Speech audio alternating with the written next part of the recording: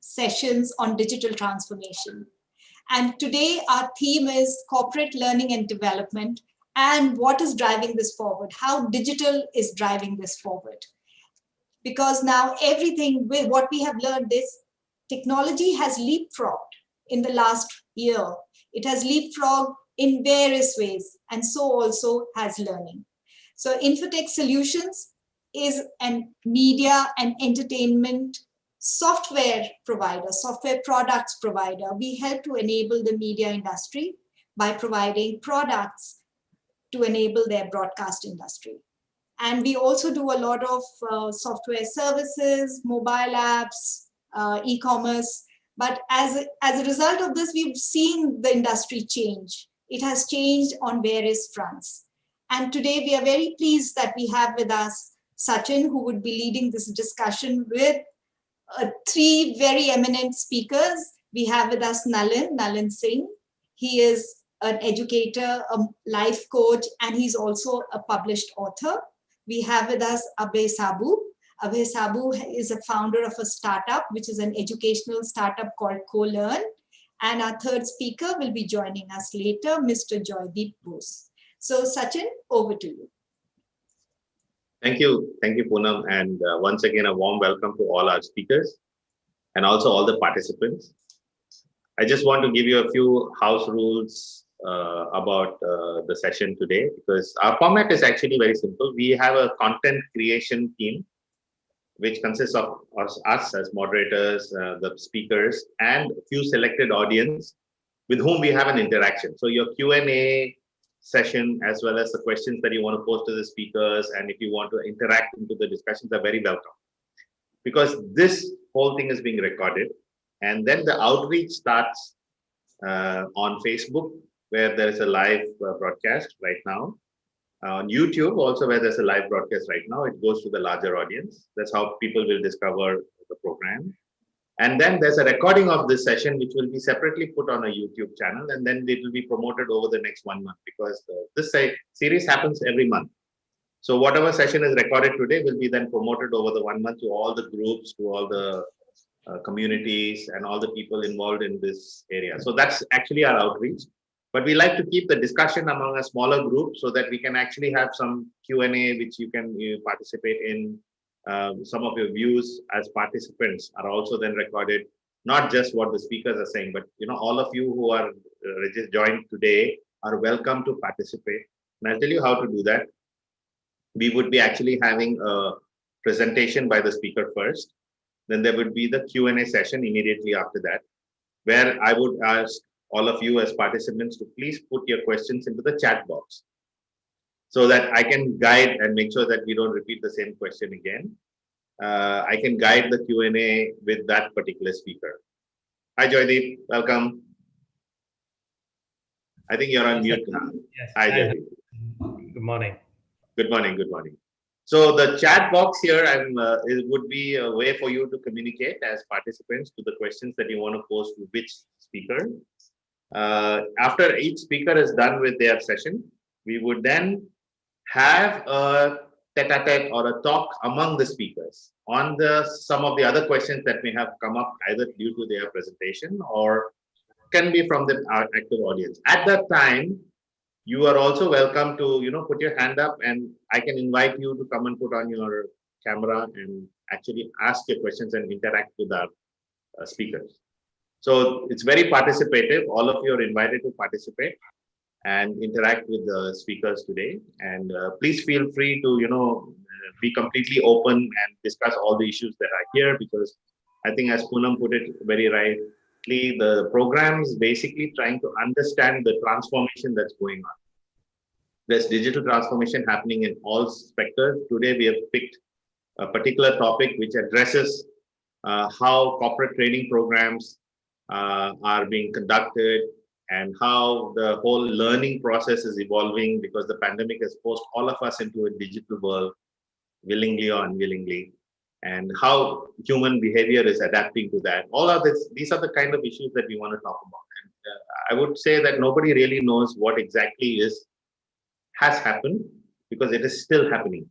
And we are in that process of transformation. And a discussion today will really help us to take stock or benchmark where we are today and help us to all plan ahead from various aspects of our business. You could be somebody in the training business using all these technologies. You could be somebody who's a customer who uses technologies to train your people and upgrade your business. You could be, a trainer who would be at the one who's actually owning the curriculum and the content, and then is delivering that according to the how the marketplace is ready to receive the material. So, there's a multi-stakeholder interest in the topic today, which is what we're going to talk about. Joydeep, I just wanted to do a check with you on your time. You're available from what time to what time, so we can just decide the sequence. You're on mute, Joydeep. Joydeep, you're on mute. Yeah, I'm available till 12:30. I have a meeting starting at 12:30. 12:30 your time, right? Which is now 11:10, which is okay. So you have 20 minutes here with us. Yes, yes. So I'm going to ask you to go first. So Nalin, you got your wish of being the last, having the last word. Okay. So Joydeep, without much further ado, let me get right into it. I have known Joydeep for many years. He's somebody that I'm very proud to know because he has made it very big in the field of HR. We knew each other from the days when we were working in the same company. I think a good 25, almost 30 years ago, Joydeep. Yeah, yes, that's true. 30 years ago to the dot, actually, if I'm not mistaken. And then we come, we've gone our different ways, and then we've been in touch. And Joydeep has done a fantastic job of being at the helm of HR in one of the largest groups, which is Olam International. Why I say Olam is a unique case is because here is a classic example of how you manage people across 60 countries. If I'm not mistaken, more than 60 countries. And Joydeep's role has been in managing the human resources from a complete 360 perspective across 60 countries. And I know he's been traveling to 60 countries. So you can imagine, can you actually go to all the 60 countries in a year? So it's quite a job, right? So use of digital is a very important factor in Joydeep's life. It is the very essence of how he manages the entire, I don't know, Joydeep will correct me. You have 40,000 employees or more. Yeah, so, yeah. Correct. So it's a huge proposition, and Joydeep comes from being a user of technologies and platforms, and he has a vast experience in actually how people really behave when it comes to being trained. And now with the pandemic in the last 9 months, he has obviously had to change all the processes that they've been doing within his department. So he's going to share with us his experience and also share with us some of his insights onto where he thinks this whole sector is heading to and how we can all make use of it. So Joydeep, without much further ado, over to you. Please feel free to do your presentation. I think you have the co-host. You can do the share screen yourself, and we'll take a few questions from the audience in the last bit of your time here. Sure. Over to you, Joydeep. Thanks, Sachin. Thanks for that brilliant introduction. Now I'm feeling a little embarrassed. So I won't take up too much of time as I have a hard stop at 12:30. So you're right. So when we look through our experience over the last 10, 11 months since the COVID situation began early in Feb, most of our organizations have gone a 180-degree turn. And when I look out and when I speak with people, my counterparts in other organizations, most organizations have actually surprised themselves at the way they have reacted to the situation over the last few months and the way they have actually met up with many of the challenges.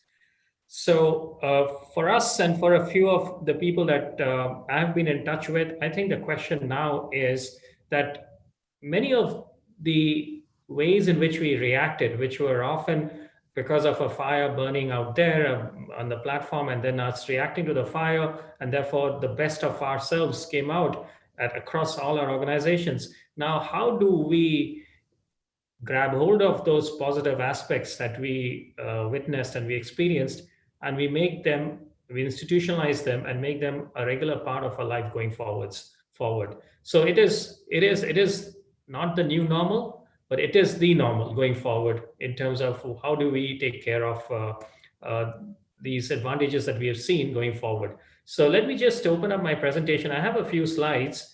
Sure. You can see the slide now? Can you? Yes, can.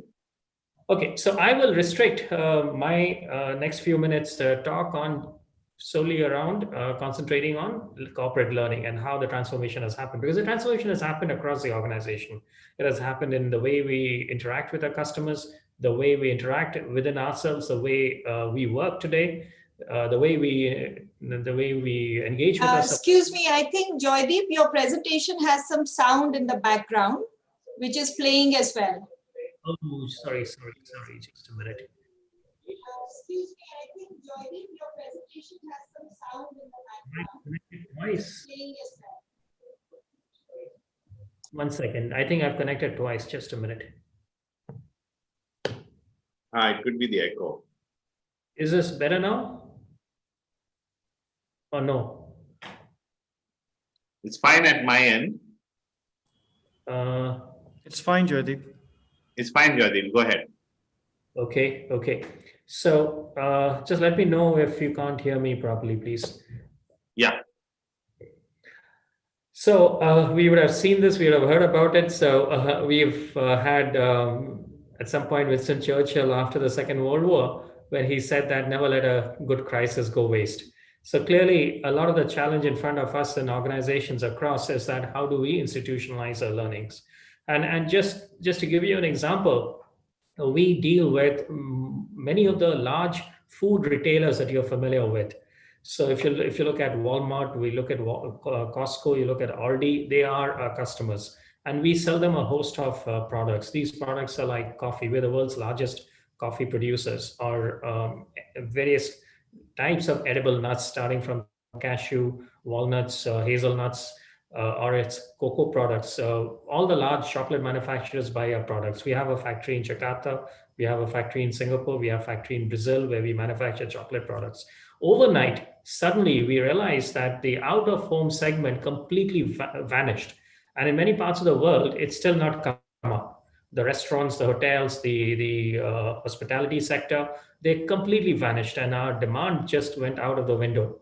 So we had to pivot towards meeting up with the demand in at-home segment. And as you were aware, first few weeks, most of the stores ran out of products. So I remember in the first month itself, there was this whole craze around baking that was happening across the world, and stores ran out of baking ingredients like flour or even baking powder, baking soda, etc. So all our customers, the Costco's, the Aldi's, the Walmart's came back to us saying that we need these products and these SKUs.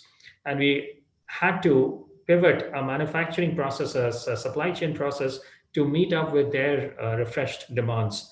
Unfortunately, food industry was considered as essential services, therefore we could continue. So the way in which we quickly overnight manage this change, we have never experienced something like that before. We had never done that before. So today we are trying to go through what is it that we did differently that allowed us to make those changes happen. And we find a large part of that is actually in the software of the organization. It's not so much the hardware. Hardware does contribute, but it is a software. It is the decisions that were being taken on the ground. It was people who were empowering their teams. It was the whole quickness, the agility of things that were happening that helped us. So that was a large part, which was a software. Having said that, if you were to look at your own organizations, and you were to ask yourself this question, how has your organization responded to the crisis, whether it's the learning part of the organization or the organization as a whole? And if you were to use any of these 5 ranges, and I've done this, I've done this with a lot of groups in the last few months, and I've seen most people responding with a B or an A in this, that their organizations have responded pretty fast and pretty quickly in an agile manner. So nearly every organization, as I began by saying, has done well. Now, I think the organizations that will be successful going forward are the ones that are able to hardwire what they did in the last few months and make it as a part of the regular ongoing process. So, and this is also supported by this survey, which was done by McKinsey across 800 companies. And in their survey, when they asked the question around to what extent have you been successful in the critical areas during the COVID-19 crisis, most organizations, most companies did a solid job. 78% indicate that the organization has responded to the crisis appropriately. 80% indicate that leadership has acted proactively to protect health and safety. 77% indicate that they have the necessary information to plan and adjust. So most companies have done reasonably well. I won't get into this. This was a bit about us. We are farmers, we are suppliers, we are processors, and we are innovators, and all in the food and agri space. We are a $30 billion US company, and with, as Sachin was saying, more than 60 countries. So that kind of indicates the complexity that we operate in.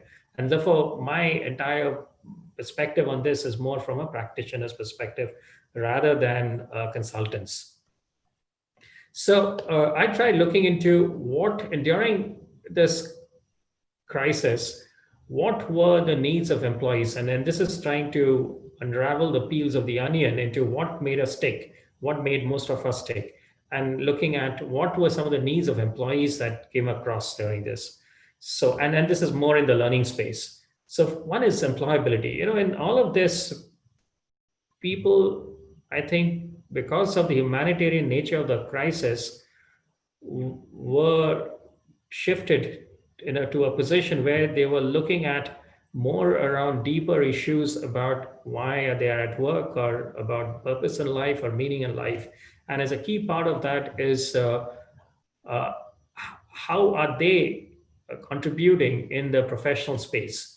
And there was a renewed sense of urgency around improving their employability, which is picking up skills that are future ready.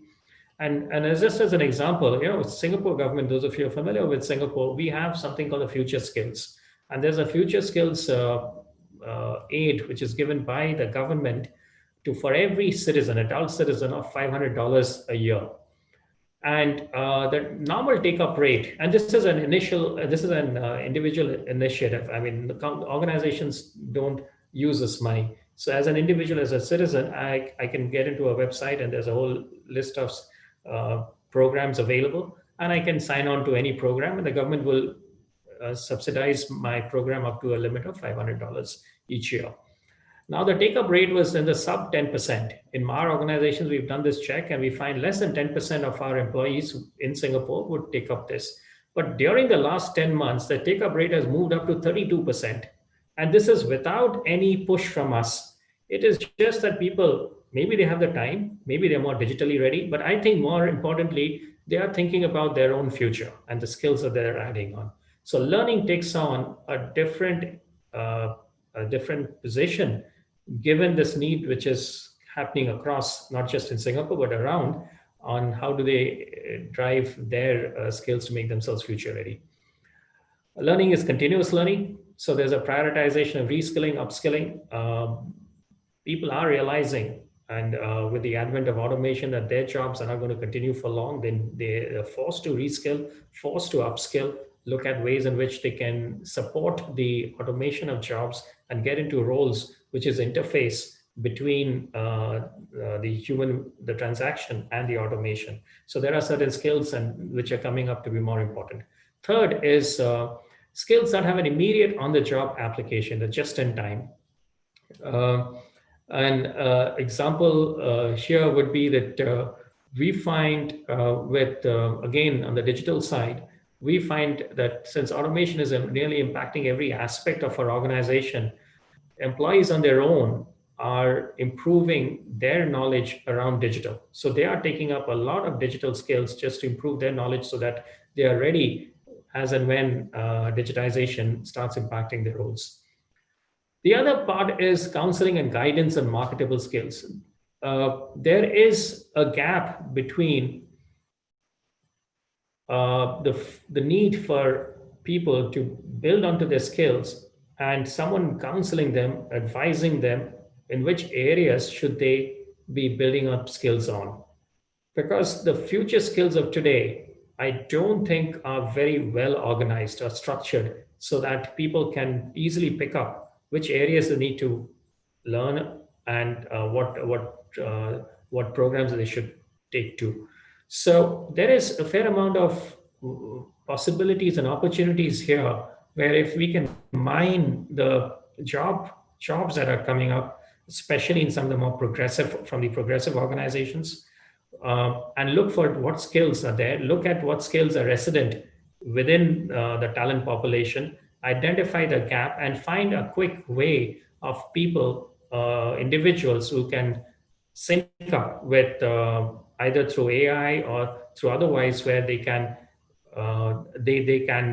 pick up some of the new areas that they should that tie in with their existing roles or existing skills, and so they can pick up the skills. So this matching of skills and matching of people's needs and aspiration, how do you connect the two? The other part is adult learning. Adult learning is very different from the way we learned as when we were in school or in college. And the whole notion that we learn, as all of us have done, that the first 20 years of our lives is when we invest in learning, and in the next 60 years is when we live off that investment. This is the whole way the entire learning paradigm rested on. And that has been turned down on its head now. So today it's no longer the half-life, as we all know, of a skill is less than 5 years. So that entire concept of the first 20 years of our life we've learned, and then we live off that has been laid to rest. And so learning has to be continuous, and it's therefore a muscle that we need to develop. So in my organization, when I speak to people, I tell them that each year, pick up a hard skill. And it could be anything. It could be a language. It could be something related to your job, but it is a hard skill that you pick up, and do it enough number of times. So that's a muscle that you develop, and that will help you to pick up the skills that would be relevant for you. So the entire concept of adult learning has taken on a different shape altogether.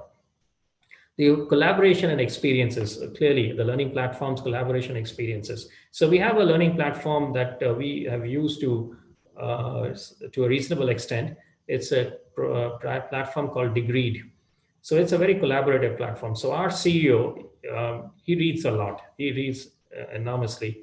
So whenever he comes across, and this is something that I've told him, that whenever he comes across an interesting article or something that makes a lot of sense for him, he just puts it up on this platform. And immediately, when others realize that the CEO has found it useful, they also read it. And so that's a culture that now today across the organization, we have kind of built, that if you come across something which is interesting, and now it's not just something that you have read or come across, but it could be an interesting conversation that we would have had with someone in the industry or outside. And these days it's very easy to tape conversations, write a gist about it, and you put it up, and then it leads to a whole social collaboration that happens around that. So using collaborative platforms for learning is, again, we see that happening a lot, especially in the younger generation.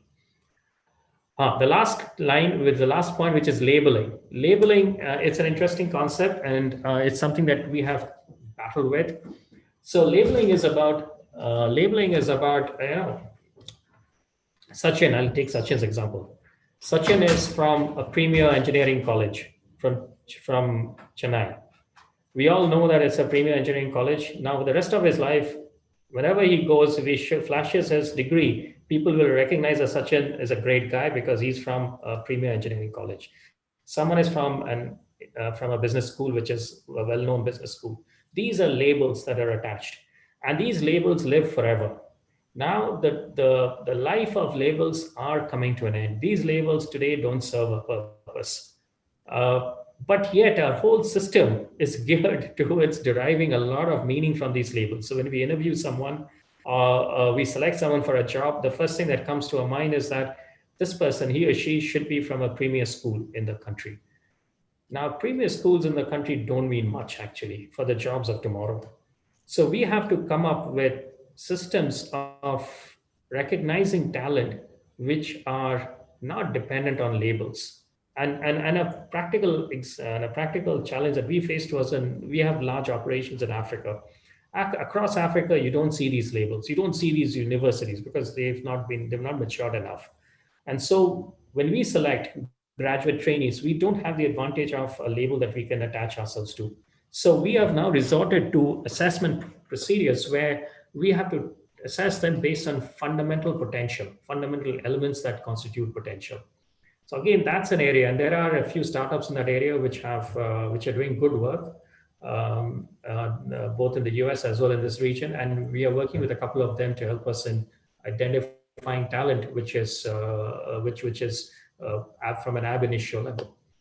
Quickly, needs of employees. As an employer, we want quick return on investments. That's even become quicker today because capital has become precious, time and capital both.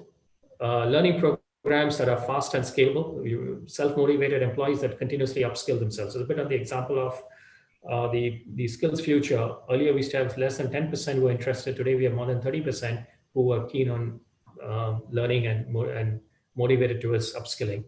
Learning anywhere, anytime, asynchronous and self-paced learning, learning from others, learning to make organizations competitive in the marketplace, which is capability building. As an employer, that is very important. We are today moving further into the food space where we want to focus on manufacturing ingredients, which is value added. So there is a capability that we want to build in the organization around this, a new capability. So how can learning help us? And when we are trying to figure out how that helps us.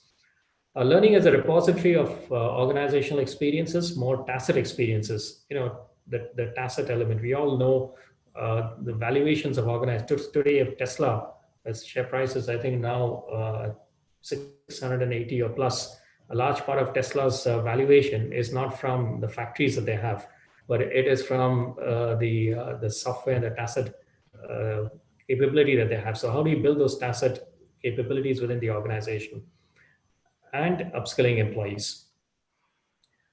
So this is again an oft-repeated quote. So who led the digital transformation in our organizations? So was it the CIO or was it COVID-19? So I think the answer is very clear. But in the space of learning being transformed, there are certain ideas that came to me, and this is over the last few months. Those of us who are in the physical exercise, who exercise, we would have heard of Strava. Strava helps you to be physically active. It helps you to collaborate with others, to compete with others, to learn from others. Can we have something similar to a Strava in our L&D world, in a learning and development world, which helps, as I earlier said, helps to build up a learning muscle also and keeps us engaged and motivated on learning. The other part of learning, our earlier concept of learning, it all started with basic education. You spend 4 years in a college, you pick up engineering. So 4 years is what you have to spend. Today, learning has to be in sprints. I pick up a skill. I spend not more than 2 hours in picking up a specific micro skill.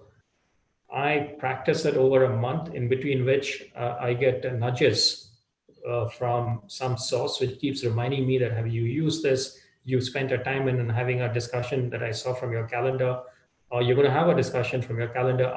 Please remember to use these small elements that would help you. So those nudges come my way. And then a month later, we come together as a group, as a cohort group, and we share experiences. And we therefore internalize much of that learning.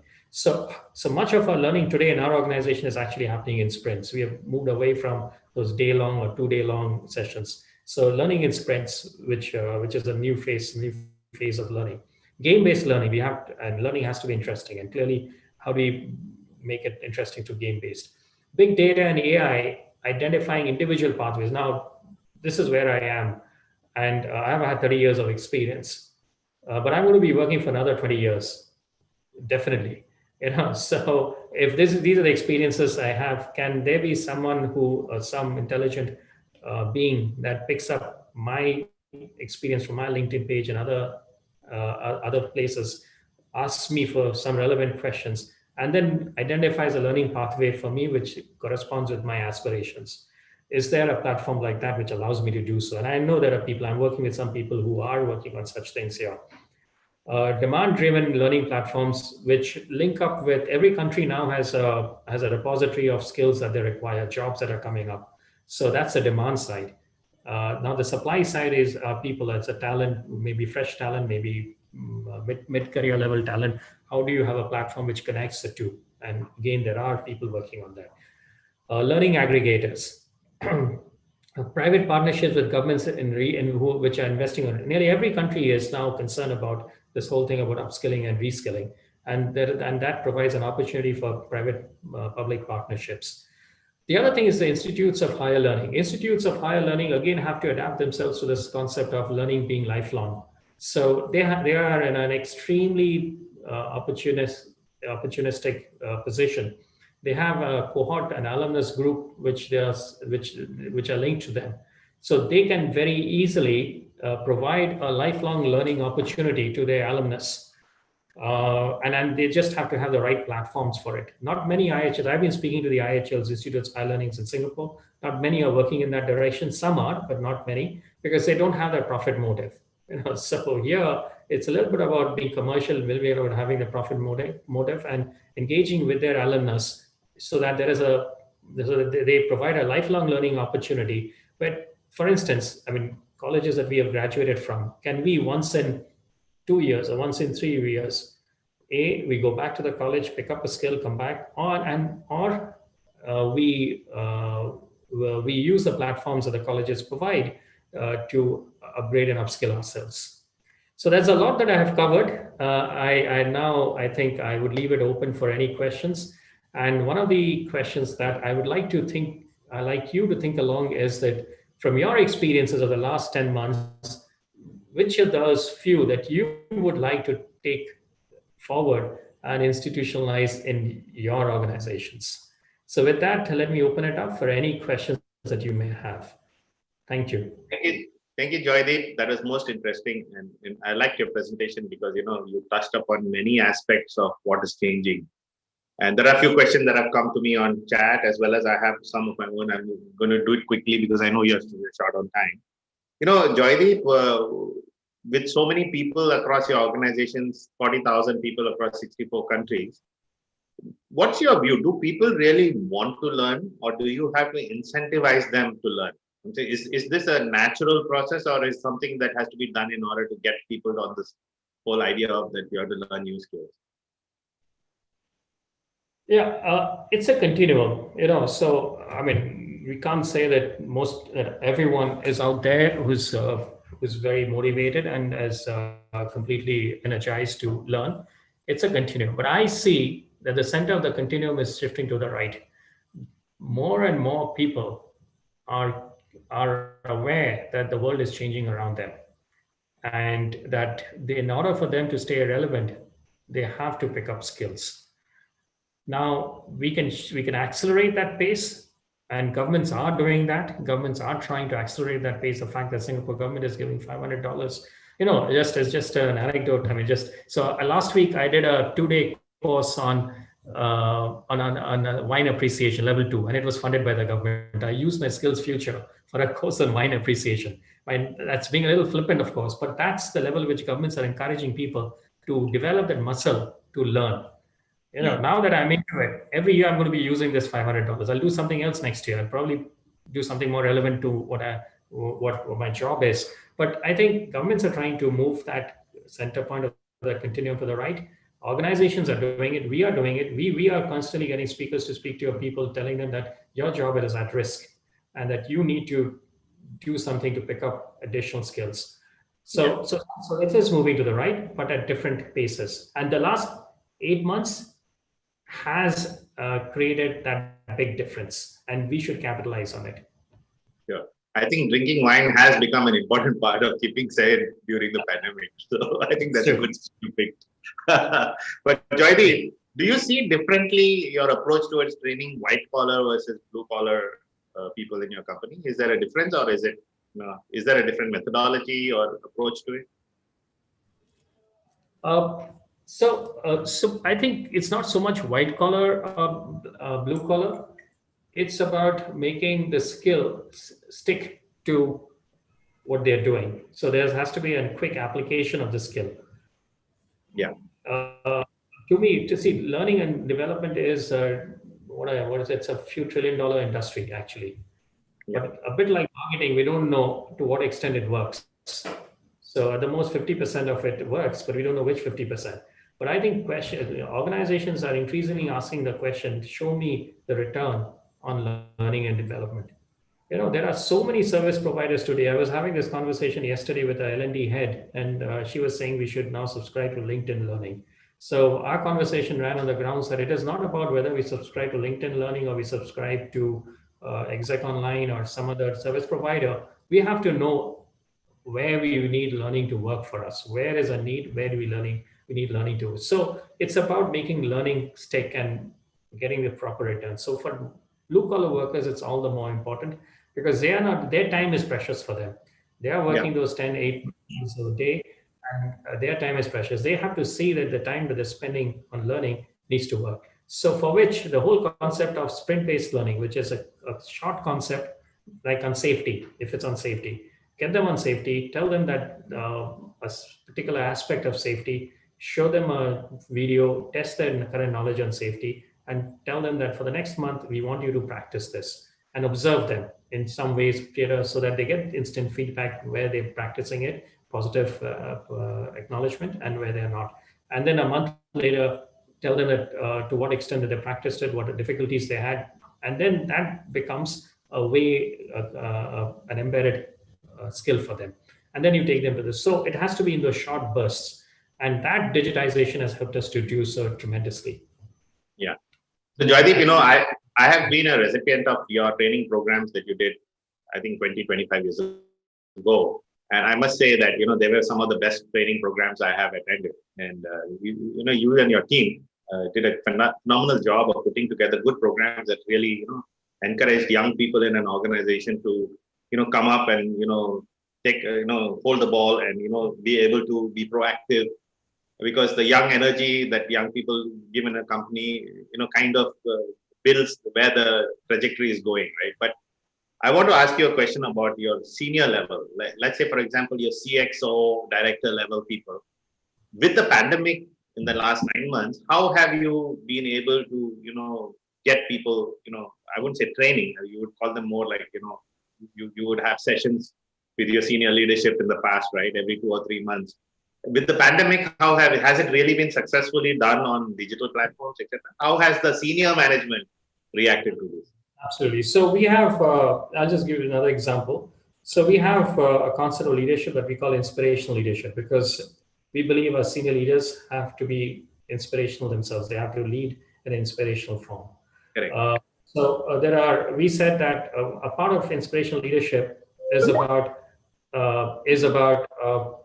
building a brand around yourself, and there's a concept to it.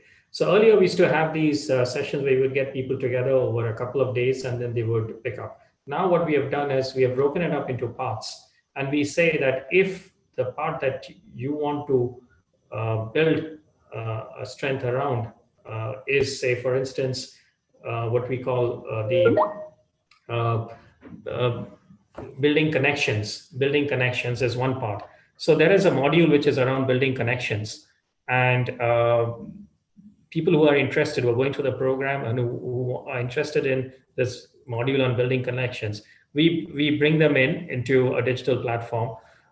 We have a simulated exercise over a period of 2 hours, which is a simulated game where they are taken through different scenarios in a big group, and then we break them up into small groups with a facilitator, and then they discuss different options and they get feedback, and then we bring them together, and then we have a discussion around which option did they pick up, etc. How does it apply to their roles? What kind of situations do they face? And going forward, what can they do differently? So, and we have found that we have had the most senior managers, and they were all, because it was 2 hours, and they were completely absorbed into it, because there's a little bit of gaming that we threw in. There's a competitive element to it in forming groups. And then there was discussion, there's an application on the job on situations that happen. And all these scenarios were carved out from real life situations. So they found the applicability also. And it's come out extremely well. And we have had much higher positive responses when we took the feedback than what we used to get when we used to have the whole classroom sessions. So there are certain changes in this, certain things you need. First is when you have digital learning, the onboarding process is a little bit more rigorous. That before, you need to really talk to people, asking them about their motivation for this program, why would they want to get onto it, and then have a proper onboarding before they get onto the program. But once the motivation has been established through the onboarding process, then you see a lot more stickiness and engagement than otherwise. Fantastic, Joydeep. With this, there's a lot of hope that people think the pandemic will wind down now with vaccination, etc. coming. Do you see an impact because a lot of people have stepped up. This question has actually come from Sanjay Agarwala. People did step up because of at the peak of the crisis, they knew they had to step up to survive. But how do you sustain these performance levels if the crisis starts winding down? Do you see a change, or will things all go back to normal, or you see that the way has changed permanently? Yeah, I think the winning organizations will find a way of continuing with some of the positives that they saw. Many of the positives of this. So those would be, and the rest would be left behind, like in many other situations. The winning organizations would do it. So organizations will hard code the way frontline reacted to it, the way the frontline was empowered to take the right decisions. So way organizations cut across levels to ensure that the right decisions were happening at the right time in the right place, the way small teams came together from across the organization and not just from where they were working together, but cutting across different parts of the organization and silos. They came together, sharing knowledge and experience to meet up with customer the change needs far more quickly than before. So the way we are able to now, we are restructuring our organizations to put some of these in place so that it doesn't require a crisis for people to behave in this way. Normal work can happen in the same way, where people can take those decisions. People don't need to wait for seniors to take decisions on their behalf. They can cut across different parts of the organizations when it's required. We have what we call squad teams, which are formed. If there is an issue, we put a squad team to it, like the way we did during COVID. And that can happen as a part of a general way of working going forward. So bringing in a lot more agility into the organization and picking up from some of these experiences. And that has to be a deliberate exercise. It can't be just left to normal organic ways of getting it done. So we are looking at so that we can make it into a very deliberate change that the organization adopts, and so these practices get institutionalized. Sure. So last question to you, Joydeep, and we'll end with that, with your session is, do you have any words of wisdom or inspiration for young startup companies? So you run a large organization, training is institutionalized, but let's say a young startup company, 10, 15 people at the very beginning of their careers, looking forward to, building a big empire, because startups have ambitious plans, right? So what's your word of advice to young startups around the world? What would you, as Joydeep Bose, who has been, 35 years into this, be able to tell young entrepreneurs? It's a difficult question, because all along I've tried learning from startups, and I've been associated with a few startups, and the whole idea is to learn from them. I've not tried teaching them. So there's a lot that I learned from them. But I think advice that I would give to the startups is that one is that there is that passion, which the purpose and the passion which drives founders of startups to make that change, to make that leap and that change in thinking in that industry. So as you grow an organization, to ensure that that sense of purpose and passion does not diminish as you grow, and not just not with the founders, but across the rest of the group that come later on join, that fire needs to be constantly burning. And there have to be ways to ensure that that fire is constantly. One is ownership, but this is beyond ownership. Constantly asking that, why are we in this business? Why are we in it? It is not to just to make it into $1 billion business. That's not it. We are out here to change the world in some way, and that fire has to constantly keep burning and be there. So, and that is what I started learning from startups, that large organizations, that fire becomes less and less. We used to have that fire 15 years ago, but today, as we have grown into a multi-billion-dollar organization, it seems to have died down. But startups have that, and there are ways in which you can figure that out and scale it up. I think that would be my one single advice and to startups. Fantastic. So startups should not lose that passion and the purpose. They should find ways to reinforce that. And I think training plays an important role there, right? Because they would have to train their people, especially completely new people who join them. Fantastic, Joydeep. I think that was really, really insightful. All the Yes, best. I know you got a jar. Thank you so much. Really appreciate your joining us. Thank you very much, Joydeep. Thank you, Joydeep. Yes. All right. So we're going to continue. If you have any other questions for Joydeep, please feel free to send it to us on the chat box, because we can take it offline, and we can ask him to answer a few questions offline, and then we can email it back to you. I think yes, I see a few other comments right now. Abhay Saboo also agrees that keeping your day zero mindset. Fantastic. I agree. That's a nice way to put it, actually, Abhay. No, I'm going to actually now come to the second part, which we're going to actually invite Abhay Saboo to give us some insights of his experiences. And Abhay is actually in a startup. So we're going to actually hear not just about his experience in his business, but about how that would impact the industry going forward. Because Abhay is in a K-12 education business. And I think K-12 learning methodologies are going to be ways of how it is going to establish how people are going to be learning as they grow up. Let's say you're a 5 to 15-year-old kid. How you learn when in this young age plays a big impact of how you're going to continue to learn when you're an adult. And we ourselves, if you look at it, we have ourselves changed. When we went to school, how we learned is definitely not how we're learning now. There's been a sea quantum change. And I think this level of change would even continue going forward, where kids today are learning using a lot of technology. How would it be when they are into the workspace? How would that be impactful? And that's one part of it that we're going to ask Abhay to talk about. And we're also going to ask Abhay to talk about how is learning happening in his own organization, in a startup. What does he do? How does he get all his other people trained? And what is the importance of learning being given in a startup environment? So over to you, Abhay, on those parts. And this screen time is yours. Hey, thank you, Sachin Ji. Let me just put up my screen. Yeah. Okay, can you see this? Sure. Yes. Okay. Well, thank you. It was a great session. You can just maximize the screen, Joydeep. But can you just put it on? Oh, is it a PDF? Yeah. Let me just. Okay, that's fine.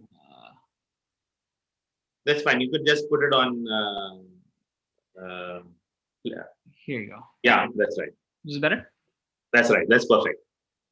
Okay. Well, there's a great session from Joydeep, and I particularly enjoyed what he said about building the learning muscle. And it's never too early to build the right muscles, especially when it comes to learning. One thing I often think to myself and share with our team is intelligence is a snapshot of a point in time, whereas learning ability it's like a movie, and you can keep evolving. So someone who's intelligent today may not be the most intelligent tomorrow, and can be surpassed by someone else who's willing to learn. So great session from Joydeep there. Maybe a little bit about ourselves. The context of this discussion is more around corporate learning. I'm going to be speaking to all of you a little bit about K-12 and something, from a different angle, but I think it still links back to general learning. Before that, though, just a brief background on myself. Apologies, there's a couple of icons here which are not showing up properly, but just a quick background on myself. I'm actually, because there's a crowd here which is Indonesian and Indian, so I thought just pretty global crowd. So myself, I was born in India back in '83, came to Indonesia in '86, did my elementary school, middle school, high school, all was done in Indonesia. So I'm definitely more Indonesian than I am Indian. Went over to the US for my undergrad. I was working in the US, so I did my engineering degree in the US, was working there, and in China. Always had this itch for China. Since 2001, I was learning Mandarin. Always thought, China is going to become an important part of the ecosystem. Came back to the US, got my MBA, and eventually decided to come back to Indonesia because, as you can see from the heart, that was my true love. So came back there. The two icons that you don't see, the first icon there, it's an icon of a baby. So I was a baby when I came to Indonesia. and I now have 2 babies of my own. Nice. So a little bit about why we're actually doing this. We'll tell you exactly what we're doing in a second, but why did we decide to focus on education, and especially K-12 education? I think some of the things that Joydeep spoke about, a lot of us, we see these similar issues happening. And if you look at the graph on the right, when Indonesian managers or managers across the country are surveyed and asked about whether or not they think there is enough management capability in the country, Indonesia is cited as one of the countries where there's the biggest shortage. But if you look at unskilled production and unskilled workers, most managers don't cite that as a shortage. And really where that stems from is early on in the journey. So as we looked at this problem, we obviously, what we saw as a startup is there was a lot of startups that were being created in the country, a lot of capital coming into the country, but everything was centered around getting Indonesians to spend money. And our whole thought process was, well, how can we make sure that Indonesians can earn more money? And as we looked at that problem, it really stemmed earlier and earlier. If you look at, PISA, which is an international assessment that's done to test math, reading, and science, Indonesia has been scoring in the bottom 10% consistently over the last 20 years. And this really hasn't improved over time. So a lot of the problems that we see on the workforce, that's really a manifestation of the problems that have existed in high school, middle school, and even elementary school for a lot of students. So our vision and our mission, what we are working on, is how do we get Indonesia to be in the top 50% of PISA, so that an Indonesian student can compete with anyone else from Southeast Asia or Asia, or for that matter, anyone else in the world. I think Joydeep also spoke about the challenges that COVID has brought. This goal is even more important now because with COVID, technology companies, it's clear that they will become the winners in the future. And for technology companies, working from home is not just a phenomenon that's going to happen for the next 6 to 12 months.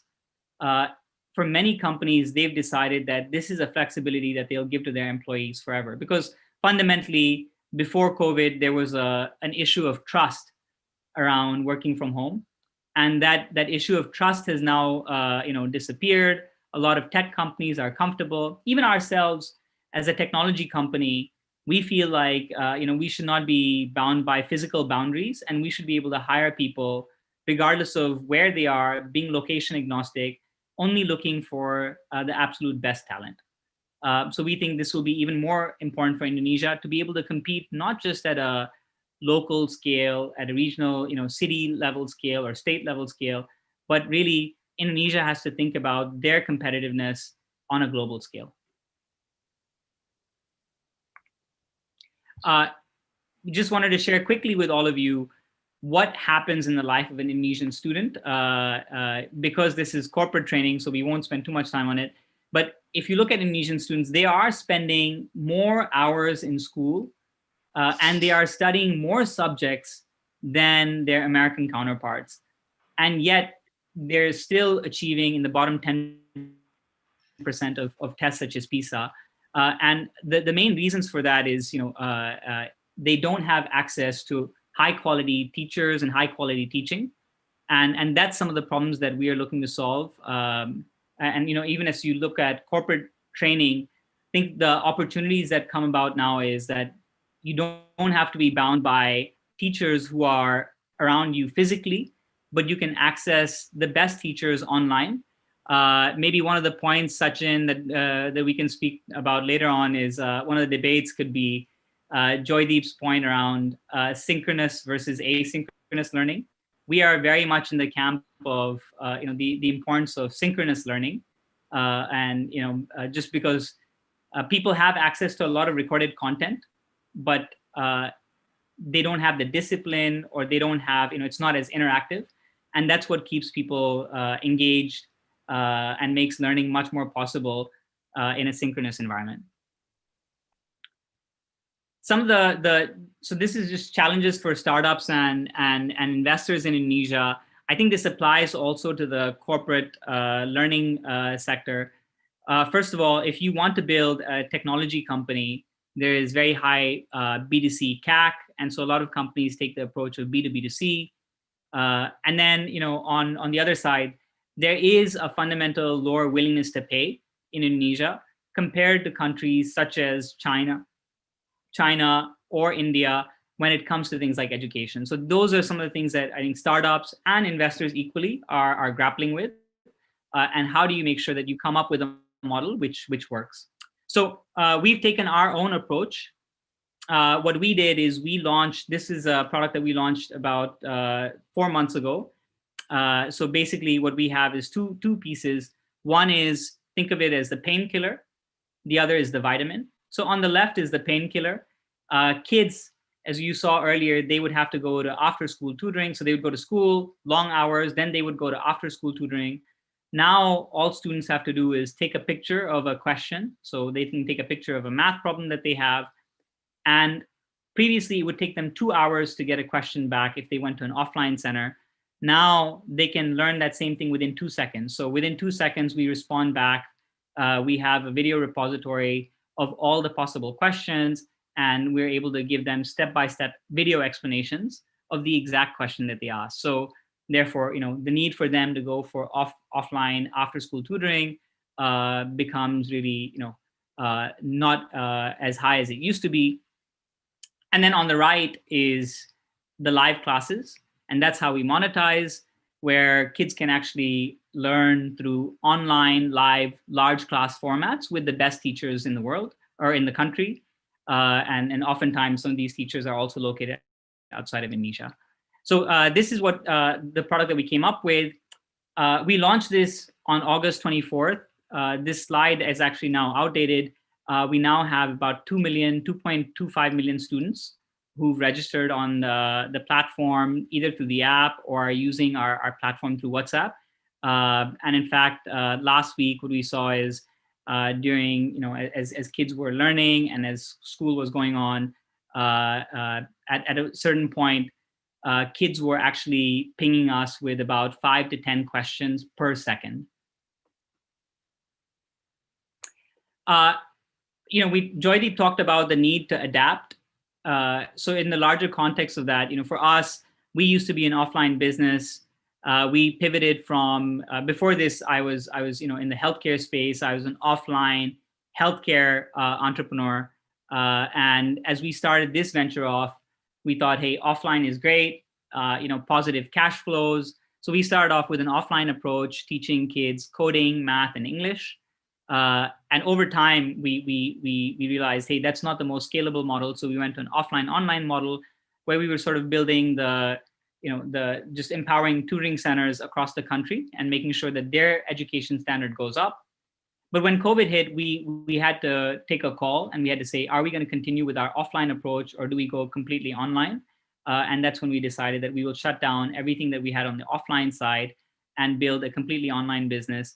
I think, again, in the context of learning and development, what's been very helpful for us is being a 100% online company allows you to acquire talent from anywhere in the world rather than being bounded by physical boundaries.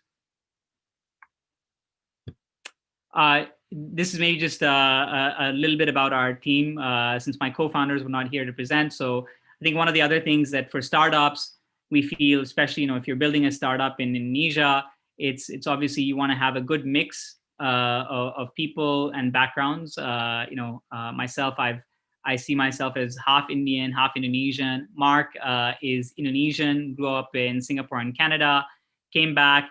His family actually, he had a family business which was focusing on corporate learning and training as well. Over the weekends was teaching coding, and then as we made the pivot online, Sandeep came on board. Sandeep is the guy who had set up a lot of the product and technology function in Byju's, which is one of the world's most valuable edtech companies. So that's a little bit about us, Sachin ji. maybe I'll open it up for Q&A. So I think I'll start. I'll start with a couple of questions. Abhay, how do you see the learning process changing? You had some experience in how kids are going through it. Okay, pandemic is only one part of it, but probably pandemic has only accelerated the process, right? I don't think it has brought in a new process in place. So how do you see this going forward, of how learning process is changing? I think, first of all, the acceptance of online has really taken off. And we see that not just with kids in the older age group, middle school, high school, but even at the elementary school level, we're seeing that more and more kids and more parents are comfortable with online learning. One thing that's been a bit surprising in Indonesia is you would expect that laptops are the most common source of learning. Actually, in Indonesia, it is still cell phones. So most kids are still learning through their cell phones. And I think that's something which probably applies at the corporate sort of learning and development as well. People are learning on the go. A lot of the kids that we speak to, they like to study from their beds or whatever it is, right? They don't like to be on a table, and they like to be able to just learn anywhere on the go. So so generally, I think the acceptance of online learning has really increased. Okay, and do you see let's talk a little bit about how you're doing training. How many people in your startup, and how do you train them, and what's your approach there in the way you're applying training for your own startup? So we have about in-house, we have almost 100 employees now, and we have another about 500 to 600 people who are working with us part-time. So frankly, I don't think we've done a great job of training. It's been really baptism by fire for us. What Joydeep was mentioning about how this whole experience has sort of been something that's woken everybody up. But I do think that some of the things that he mentioned about the role that leadership plays is super important in the learning of an organization, because when people see that, hey, you're looking to survive, you're looking to grow, you're looking to work through the challenges, and you're willing to work hard to grow yourself as a leader, and you want the best. If they really genuinely feel that our leaders want the best for us, they are very happy to learn themselves. So and also, I think now when you speak, but learning is also, I think I saw one of the comments earlier that learning is need-based. We would tend to agree to a certain extent. Whether it's need-based or fear-based, there is a combination of a combination of what drives you aspirationally versus the things that you're afraid of, right? You learn because you feel like you don't want to miss out on opportunities or somebody else will get jobs. And I think as a leader, while you want to focus on the positives and you want to focus on the love, it is also important to focus a little bit on the tough love. Correct. So Abhay, I'm going to come back to you in the Q&A session at the end. We're going to move on to Nalin. I just wanted to comment a little bit about how the space of training is getting more differentiated between education and skills, because the debate has always been that, do we need to educate people first so that we have educated people in society, which has a different effect. And then you come to skills, which is very job specific and job focused, because education may not necessarily be job focused, right? It's about getting an education to fit into society and to understand the issues of humanity and society, etc. So, this debate has always been ongoing, and that's the formula which has been around for the last 300-400 years. You educate people and then you give them skills. And we are now at a point where, that whole model is being questioned. And how important is the education, and does it actually come from universities, or can you educate yourself on Google, on YouTube, etc.? And skills is what really will give you the job that puts food on your table. So this kind of a debate has been ongoing, and we've seen more of these kind of debates now. And I'm going to invite Nalin to talk a little bit about his perspective on the whole thing, because Nalin sees the education and training industry from very up close and personal, not only as being an accomplished life coach for many years, having trained people one-on-one personally, both face-to-face as well as on digital. I think he's been one of the earliest users of digital for training, way before even people thought there's going to be a pandemic. And so this is all not new for him. But more importantly, also that now that you're in your training for skills and training for jobs in that business that you're doing in Orbit, he's a co-founder along with me there. How do you see this whole industry evolving, and what are your thoughts on what are we doing now and what we should be doing in the future? So over to you, Nalin. Thank you, Sachin. I was hearing Joydeep and Abhay, two very accomplished people, fantastic companies they come from. What I'm going to say is going to be a little provocative so that we get the best thoughts from everybody, right? Yeah. Most of edutech companies have tech, no education in it. They would have you believe that a child who goes to school for 6 to 8 hours and doesn't get any marks or anything is magically going to come home, switch on the laptop, and God himself is sitting in a suit and teaching him stuff. And he'll magically transform. Utter crap. And COVID has shown that.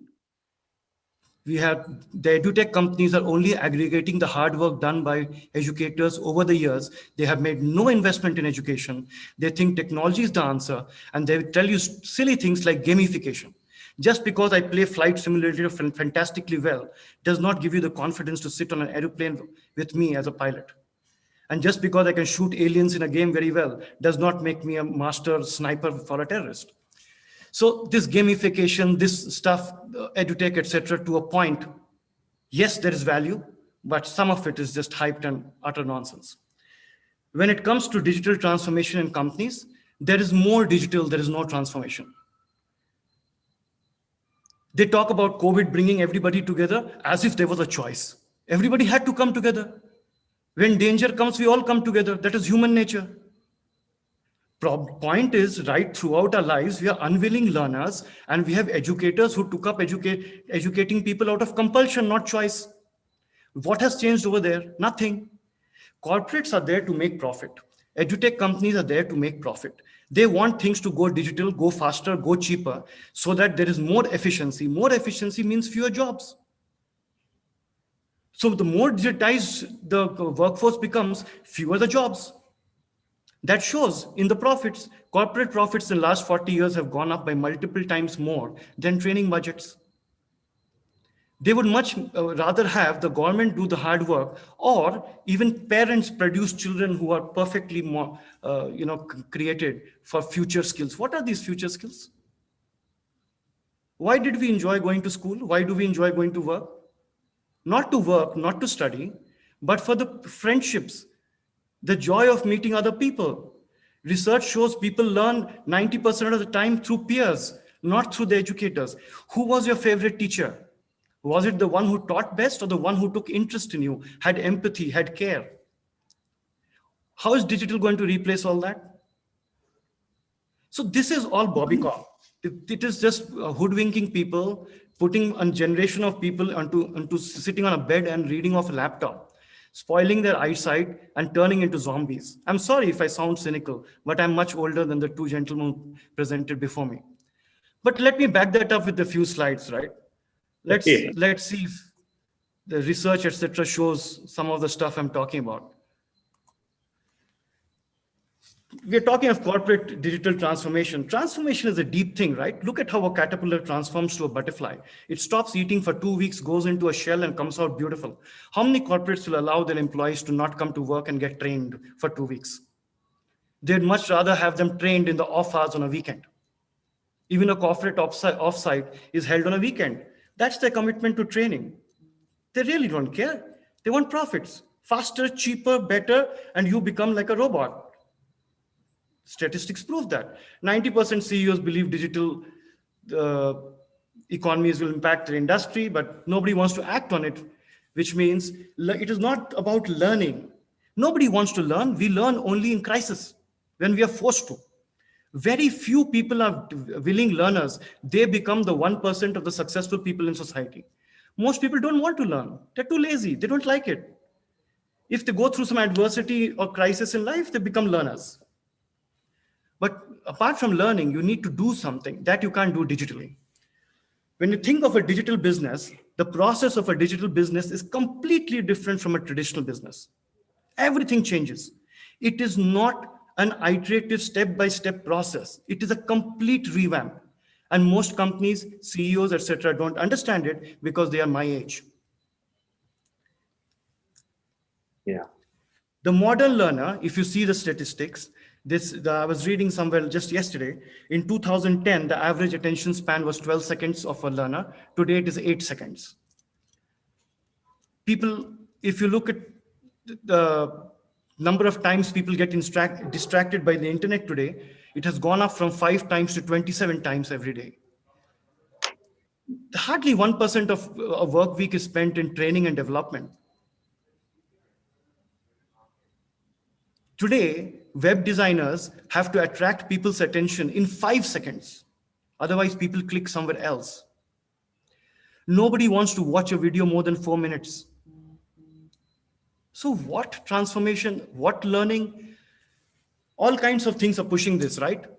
And a lot of this is popular culture. It is not that we wanted virtual reality. It is not that we wanted Internet of Things. It is not that people were unhappy without robotics. People were unhappy without artificial intelligence taking away their jobs.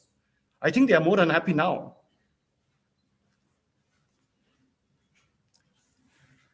So if they want to drive digital change, there are a lot of steps required. And it doesn't mean you just open a nice digital platform and post some things on that. And because the employees are forced to look at the CEO's post, they come there and read it and put their like button so the CEO feels fantastic. What a great learning organization I've got. You need to act on it. And that action is much tougher. It's a process. It takes time. It is not an overnight thing. The modern learner has changed, right? But he has not changed that much. Still a human being, still has the same emotions, same drivers, same passions, same hopes. It's the jobs that have come down. School fees have gone up and job salaries have come down. The salaries that my son gets to 30 years after my first salary is nowhere comparable to the inflation or the fees we paid for his education versus mine. If they want to transform the workplace, they must decide what they want to achieve. And they should not mask it in some kind of greater good for humanity they're doing. They're not. They're adding to the profitability for the shareholders, which is perfectly fine. That is what they're meant to do. But masking it as something else, something beyond that, or some life-changing event that's going to happen to people because they're learning digitally and transforming. And I think people are getting worse because of that, not better. COVID has busted that myth. People have realized that whether it is school or whether it is work, they don't like learning online. How many of you got up this morning and thought, wow, I need to go to an online webinar today on Zoom? Nobody thought like that. What a pain it is. If we were meeting in a room, we would have spoken to each other, exchanged cards, had stories to share, learned from each other's experiences. Here we are sitting and listening to a lecture, and sometimes you can type a question in the chat and Sachin will take it. That's digital. You want that life permanently? So, I'm just trying to give you a different view to this. A lot of companies are doing a lot of good work, and those of you who are profiting from it, it works for them. Some kind of hybrid approach is required, right? Not just on technology, but in the way you partner with people, the way you scale, and the way you skill people for jobs. Yes, the value of degrees is gone. People are becoming degree agnostic. They want future skills. They want particular skills. Learners don't want to spend years acquiring it. They want to spend a few weeks, get a job with that degree and move on. And in that sense, I think a lot of the edutech companies will quickly find themselves without revenue and without business models. Because earlier, what was cool for a child, which was to attend school for 6 to 8 hours and come and open a laptop and take tuitions for 30 minutes, is now very uncool because 8 hours they are on the laptop. So I think edutech companies don't get it. They need to go back to classrooms. They need to go back to smaller groups of learners. It's happening in America. Classrooms have moved not with the learner going to school, but the school coming to the learner. Small classrooms of 5 to 10 students in people's backyards that are more intimate and focus more on the learner. Joydeep spoke very well about institutionalizing knowledge, but here too, you need to look at it in 4 parts. You need to look at what is information, what is knowledge, what are skills, what is experience. Information can be delivered digitally. We all use Google. I have no problem with that. When you move to knowledge, and information is the what questions, what is the PISA score of people in Indonesia? It's not a big secret. The government shows it in every slide. But when you move to knowledge, you need a little help. You need some bit of hand-holding, Q&A support. When you move to skills, you really need to work hands-on and work with real human beings. Like I said, flying on a flight simulator does not make you a pilot. And when you move to your motivation and you move to experience, that is where you need to actually do internships, projects, and work in a real life situation. Otherwise, these are beautiful things that sound great, but people will go through all these courses, pay a lot for them, and still be unhappy at work because they haven't learned anything except how to make more money for the corporate. That's my view. It's a very different view, but I deliberately presented it that way because we already had the other view from the other 2 speakers. Very good, Nalin. In fact, this is good grounds for having a discussion. We already have a few questions coming in. Ravi Kumar has commented and asked a question as well. He says more efficiency means fewer jobs. It sounds a lot like India stuck in the 90s with the fear of computers replacing jobs. So the question for you, Nalin, is the highest prize money last year across all sports was for a video game. So why can't we create a future with new opportunities?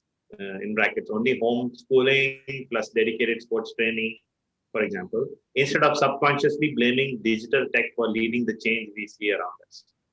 Yeah, he has a point. I grew up in the 90s, so I'm from that era. And obviously, I have a cynical view of things. But the highest prize money was for Olympic sports people. We can stop everybody learning and start running. It is not about money. Education is not about money. And that's the point I'm trying to make. So if it is chasing money, I can give many other options other than education or sports. I work in the startup world and I have many great ideas where people can build unicorns without going to school. So Nalin, taking up on that, the points that you made about digital learning and everybody's unwillingly having to go there out of compulsion rather than choice, right? Are people really rejecting digital learning, or is there some silver lining in that cloud? No, there is a lot of positive of digital learning, right? A large part of the learning that we do, which is by rote, learning the what questions, what is this, that can be digitally delivered. But moment you come to the experiences and skills, that is where I disagree. That you can impart skills beyond a point.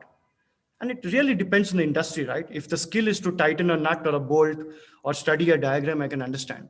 But if the skill is about empathy, teamwork, listening, communication, I really think digital may not always work in every situation.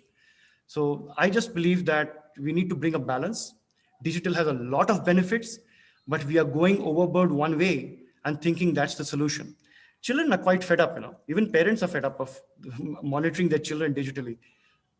And if this pandemic situation continues for the next couple of years, which it is likely to, it will be really difficult.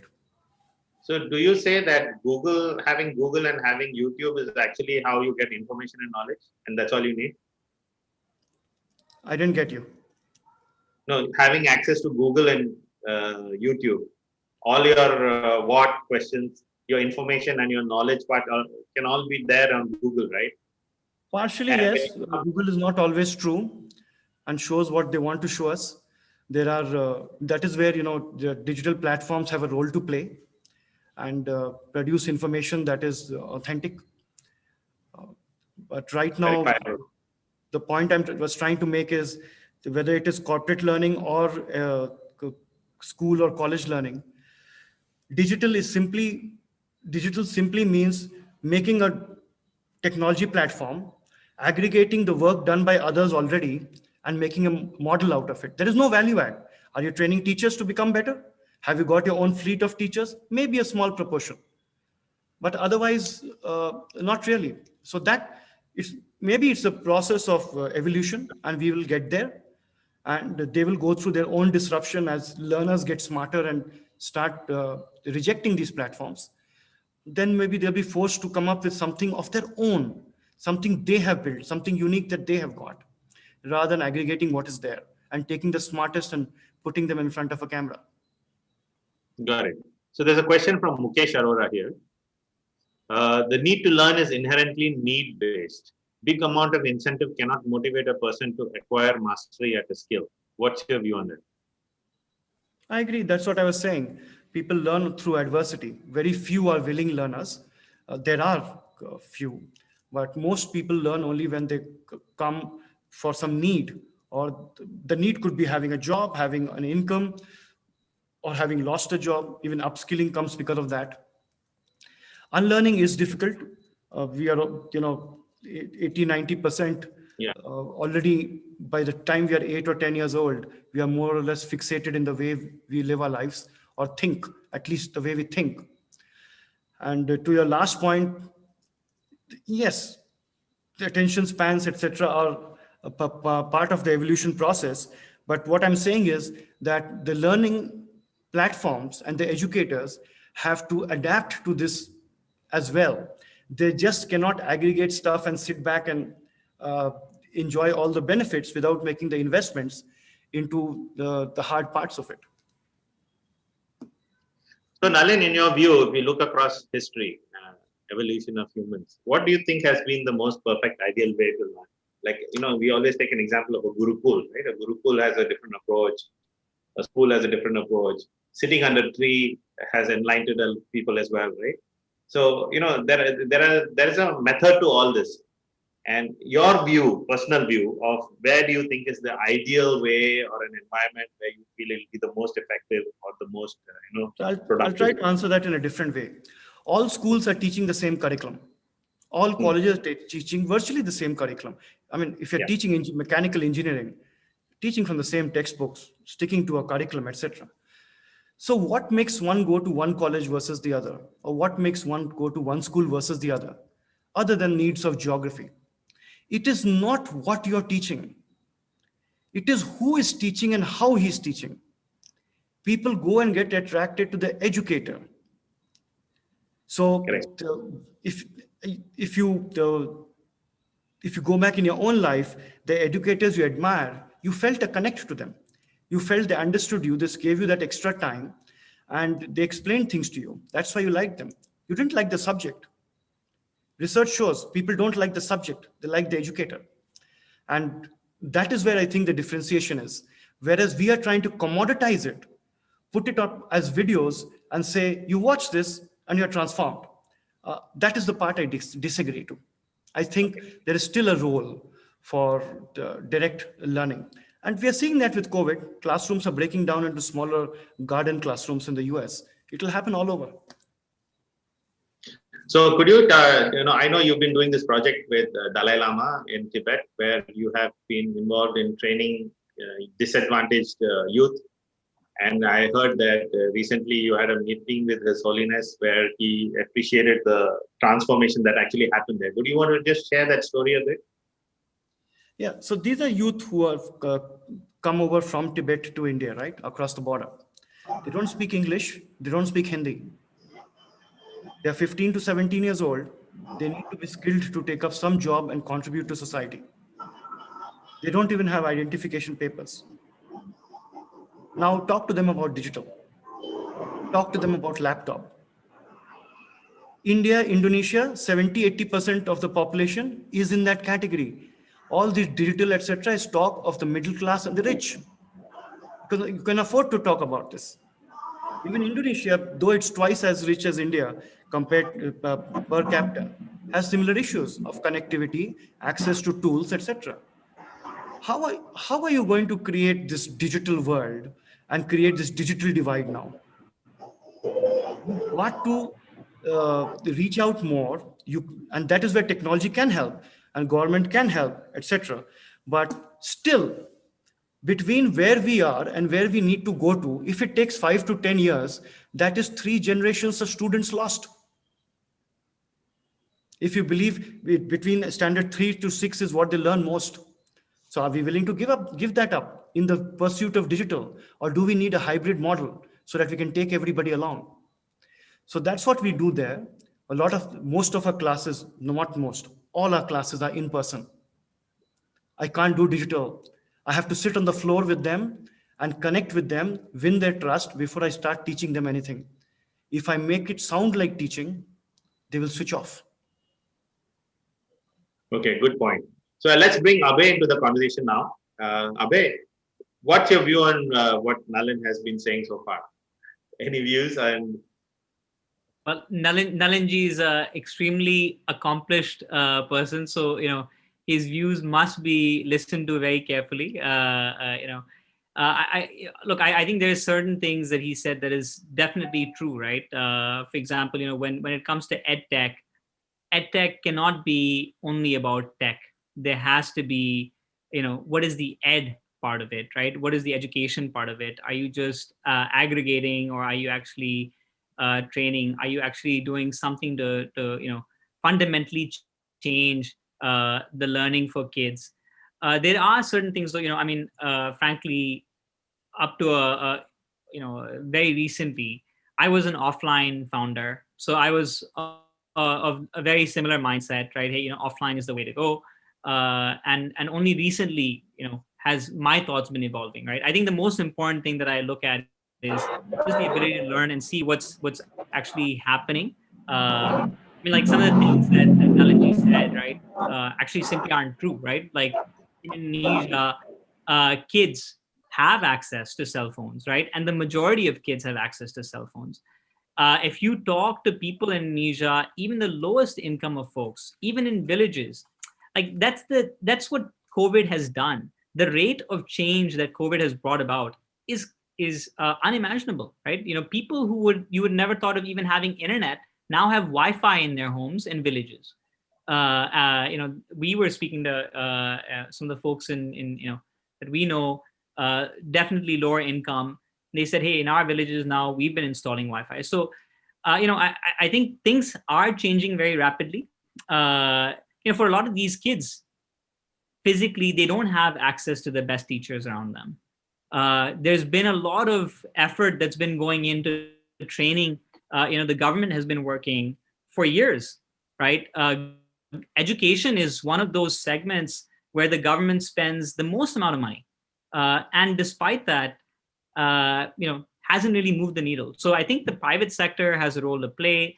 I think technology definitely has a role to play. But I think, what Nalinji said is true, that you can't, an edutech company's responsibility is not just to have, just to focus on the tech side, but to make sure that there is some tangible benefit that students are getting that they wouldn't have gotten otherwise if it weren't for the existence of this company. so if you were to apply all this learning process, all our discussions to the HR and training world, right, and looking more at training adults, Nalin, what are the parallels you see in way kids are learning versus how way adults will learn in a corporate environment? So adults are, if you're already in a company, if your company says you need to learn this, you need to learn it. Because in a school you pay to learn, here the corporate is paying you to learn because they're paying your salary. There is no option. Yeah. And you have to look really excited about it. And you have to write it in your goals for the year. But really, people don't want to. Yeah. Most of them, right? Most of them. A lot of people are very ambitious, and with or without their corporate training, they do take up courses outside because they have a certain plan for the career. They want to do some things. Those are the self-motivated ones. But you don't find that many of them in corporate. And I would say, as hazard a guess, at 85, 90%, you'll have to push them. So there I pay you to learn. So whatever I give you, you're going to learn, and you better pass. Unwilling What? learner. Correct. And applying the same thing to all the people that you've been training, because I think you have trained over 5,000 entrepreneurs in the last 2 years across India, Indonesia, etc. What do you see? Do you see the same pattern among the startup founders? Or to some extent, yes. Earlier, when we did not have this romanticization of an entrepreneurial startup founder, most people used to go to school, college, and they knew their path to prosperity was education. Then jobs disappeared. Now we have a whole set of educated people who don't know what to do. So they are now entrepreneurs by compulsion, not choice. So there I see a whole set of problems where they're not skilled for entrepreneurship. And they really need to get skilled. They really need to think like entrepreneurs and to worry about the life they have entered, which is a lot tougher than what they imagine. And it's not that they can't do it. Of course they can do it. But most of them come with a romanticized view of how they come up with an idea and how people will be outside their door giving them valuation before they have created value. So I advise them to create value in their companies before seeking valuation. And my advice to them always is there's nothing wrong with the world. There's nothing wrong with the investors. Whatever is wrong is with you. You fix yourself, the world will fix itself. So in terms of time that you feel startups need to spend in training or learning or acquiring new skills, do you see that happening? Because work keeps you quite busy. And you did mention a little bit about companies tend to look at training to be done on weekends. It's not part of your weekday assignment. How do you see that becoming institutionalized? What is the advice you give your corporate clients or your startup clients? I asked them how much time their top leadership has spent in a classroom versus the bottom most employees. People follow the leader. The leaders give a diktat as to who should be upskilled without upskilling themselves. Yeah. And they are the oldest people in the room. So I asked them to start with top down, not bottom up. I asked them to walk the talk because their needs of training, etc., are very different because they're sometimes often more connected to the industry and network. So they get the concepts really fast. So you can have 1 day or half day or 2-hour sessions for them and they'll get it. But they need to show that and display that to their employees before they ask them to spend a couple of days locked in a room, staring at a screen and getting upskilled with an exam at the end of it. Correct. So, we actually had asked this question to Joydeep as well. And how Olam see senior level training versus middle. Do you have any comments on that, what Joydeep was saying? Joydeep actually put a good example and his organization has been a rare success in this area. If you see the history of Olam in a very short time, the way they have grown has been phenomenal. And that could not have happened without the right recruitment and without the right training framework. One of the things which he said was really hit the nail on the head when he said, when we recruit people, we take the degree out of the equation. In many countries like France, etc., they even take the photograph and the gender out of the equation. They even take the name out of the equation. You don't even get the name on the resume because you may guess the religion or the ethnicity. And it is these steps that will create a more equal play versus people with the top degrees getting the top jobs. So I think it is these kind of steps that have really helped their organization. And that kind of learning organization, when it comes from the top, it reflects in the fast growth. But he also admitted that, over the years, they have also slowed down. And now he sees this kind of energy in startups. So when companies start out, it is very important. When they start losing steam on this because they're trying to consolidate markets, looking at shareholder value, etc., that's when they take their eye off the training ball. And that's where they stagnate and start, losing customers and losing employees. So do you see an overall difference between, let's say, these two markets, India and Indonesia, in terms of corporate training? What's your view? Because you've been on both markets now, and Abhay, you also been in Indonesia as well as in the US, etc.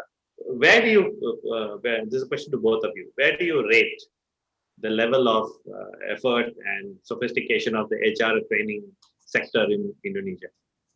Or is there a benchmark, or is there a comparison? It could be good or bad. I'm not saying it has to be a negative. So do you see, what are the plus points you see and what are the negative points you see? Maybe Nalin first and then Abhay. So in corporate training, I think Indonesia does a lot more.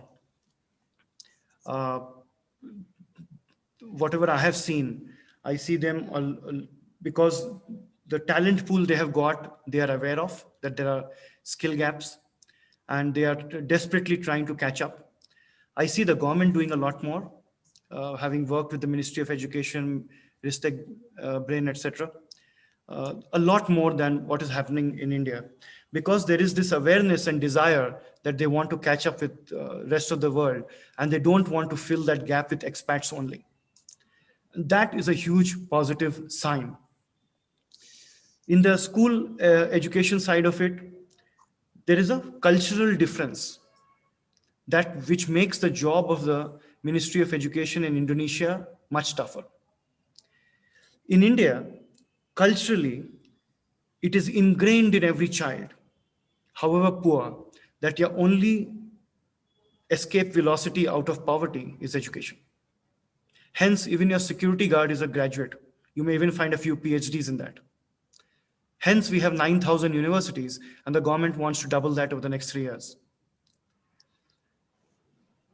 But the problem there is different. The smartest and the brightest, I wouldn't say smartest and the brightest, I would say the richest, have moved on to different curriculums, the international curriculums, because they decided in their wisdom that the curriculum that produced a Sundar Pichai or a Satya Nadella was not good enough for them.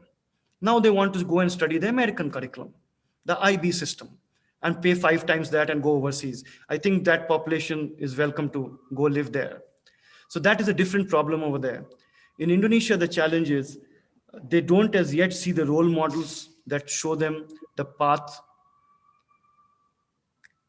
out of their current economic status that can come only through education. Hence, the ministry struggles a lot more. But what they're doing is much more than what's happening in India. What is happening in corporate training, much more than India. That's my take. Got it. Abhay, over to you.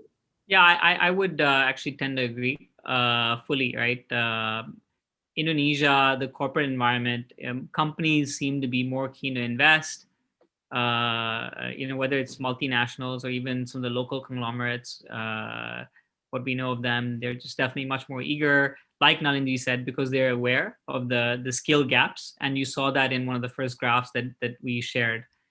And exactly, what he mentioned about the difference between India and Indonesia when it comes to things like elementary school or middle school or high school education. The problem is really some of the cultural things that people have to get over. And I think that even on the corporate side, as in India, when you're thinking about corporate learning and development, oftentimes it's more in the context of a long-term skill or a longer-term skill. In Indonesia, there's more of covering for sort of short-term things, right? So things that you can pick up in a few weeks, and somehow that can be the magic bullet. So I think that is also one of the differences between the two. That's a good point. Maybe I should ask Poonam some of your views. You've heard what Joydeep, Nalin, and Abhay had to say. What are some of your takeaways from this, Poonam? I think it was a very interesting topic, and I really, really enjoyed Nalin's presentation. So Nalin, thank you for that. You made us all take a very hard look at ourselves in the mirror vis-a-vis all our tech talks and looking at how learning and development can happen through technology. I think thank you for giving us that heads up and that opportunity to do that. And some of your points were really, really valid. As far as technology is concerned, I think it's an enabler. Technology has always been an enabler. It's just a tool. And that's how we should look at it, as a tool to do things better, to in fact find how we can use what technology tools give us to make education better or learning better. But your point about the educator being the most important, empathy and reaching out to actually influence your student is indeed the very important part of learning. Good point, Poonam. So I think we are actually coming to an end of our session here. What I'd like to do, Nalin and Abhay, is to get your final words. The same question that I asked Joydeep about, if you were to meet a young entrepreneur today, and you were to talk about this whole area of how they are skilling themselves up and looking at investing in training, etc., what would be your few words or like a statement to them that they should consider seriously? And with that, we can end. So maybe Abhay first. Yeah, I think my advice would be that learning ability is the single most important thing. As I started with the first thing that I mentioned, intelligence is a snapshot of a point in time, but learning ability is a movie. And if you have that, not just for yourself as the founder of the company, but you make sure that everybody throughout the company understands that it's something that you value, right from the people that you recruit, right? Even as you put the interview process in place, you make sure that you screen for people who are not just intelligent, but they are also willing to learn, and they're very hungry to learn and be adaptable.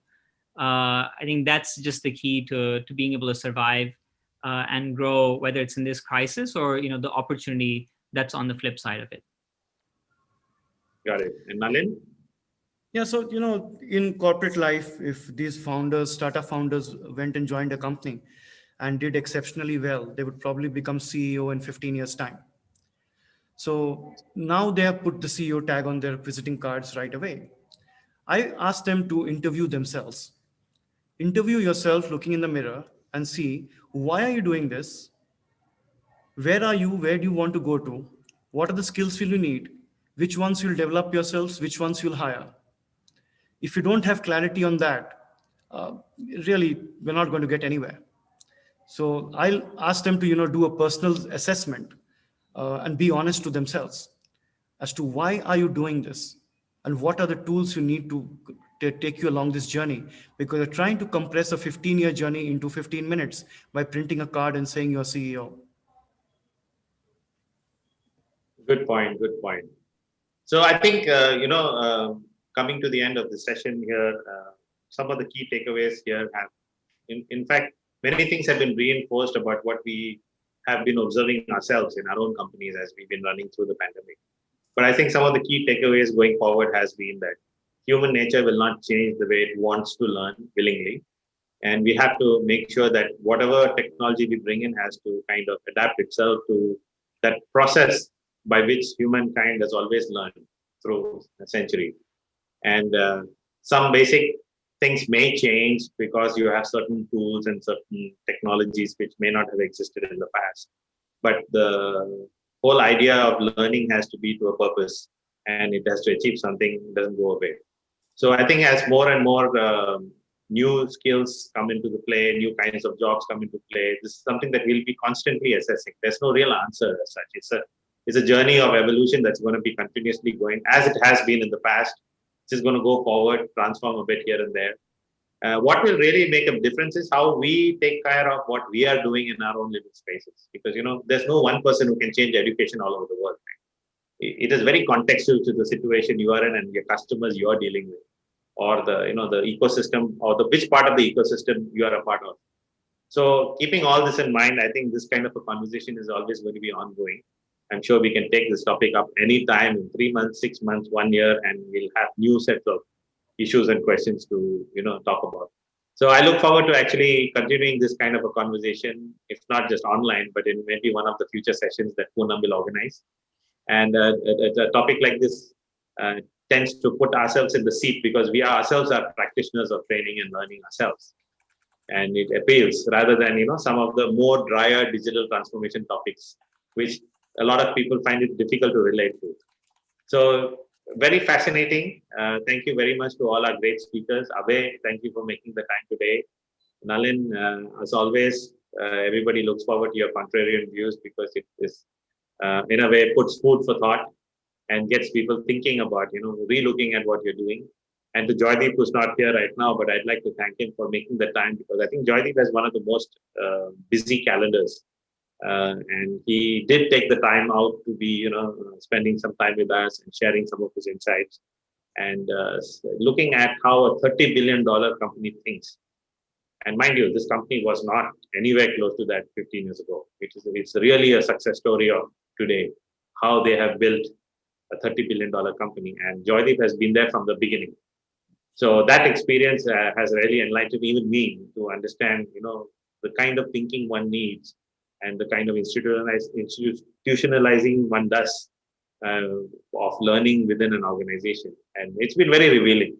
So thanks once again, and thanks to all the participants who joined today. Thank you for being here today, and also some of the questions that some of you had posed here. We would be able to take this sharing on a YouTube platform and Facebook platform, which Poonam would do, and will give us a larger audience who will be able to follow some of the discussions of today. So thanks once again, and I give it back to Poonam to close the session. Thank you, Sachin. Thank you, Abhay. Thank you, Nalin, and thank you, Joydeep. It was a wonderful sharing session. Thank you, everyone. We will send you an email with an update soon. Bye-bye. Thank you.